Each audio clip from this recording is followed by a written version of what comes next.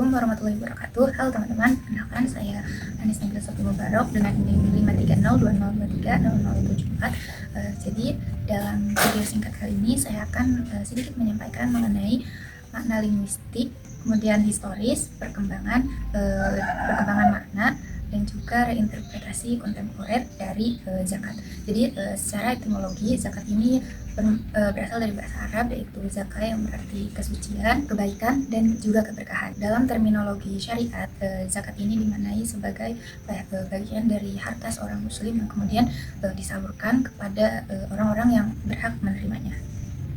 Kemudian secara historis, jadi pertama itu zakat ketika di zaman Rasulullah SAW masih hidup. Ketika Rasulullah hidup di Mekah, zakat itu belum diperinci, belum diatur secara rinci, tapi sudah ada aturan untuk anjuran untuk bersedekah. Nah, kemudian setelah Rasul atau kanjeng Nabi itu hijrah ke Madinah, barulah zakat ini terperinci. Jadi udah ada aturannya bagaimana nisabnya, bagaimana haulnya, seperti itu.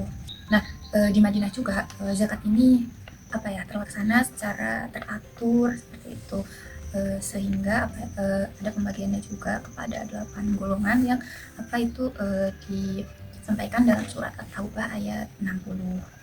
Kemudian selanjutnya zakat di masa Khulafaur Rasyidin, yaitu di masa Abu Bakar. Nah, jadi ketika di masa Abu Bakar menjabat sebagai khulafa, nah itu mengalami kesulitan lah, karena beberapa umat muslim itu susah untuk tidak mau menunaikan zakat seperti itu.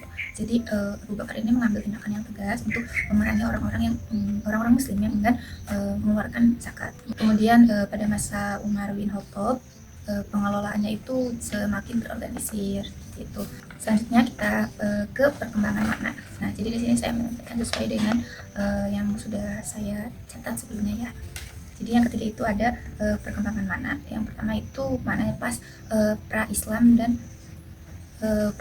pas awal Mekah. Jadi pada awalnya itu digunakan untuk tumbuhan atau tanaman yang subur. Jadi seperti dalam ayat-ayat Makkiyah itu kata tazkiyah, yaitu merujuk ke zakat. Nah, itu tuh berfokus pada penyucian jiwa. Kemudian selanjutnya periode transisi Madinah, di mana zakat ini menjadi pilar atau rukun Islam yang disandingkan dengan sholat. Kata sodako dalam ayat-ayat madaniah seperti surat At-Taubah ayat 60 sering dimaknai sebagai zakat yang wajib. Jadi zakat ini tidak dimaknai sebagai kesolehan suatu individu, tetapi itu adalah sebagai pengaman untuk mengatasi kemiskinan di negara tertentu. Kemudian yang terakhir itu ada reinterpretasi kontemporer.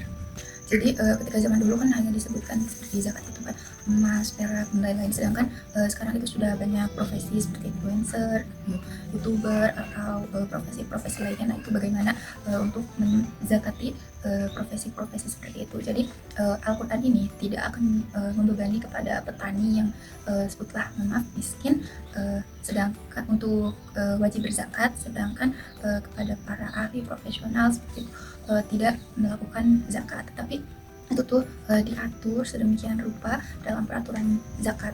Kesimpulannya adalah jadi teman-teman, zakat ini tidak hanya dimaknai sebagai untuk mensucikan jiwa atau membersihkan harta, tetapi lebih dari itu, tetapi dengan zakat juga kita dapat membantu perekonomian sesama kita muslim atau di negara kita seperti itu. Demikian yang dapat saya sampaikan. Atas segala kurangannya saya mohon maaf dan terima kasih. Wallahu a'lam bishawab. Assalamualaikum warahmatullahi wabarakatuh.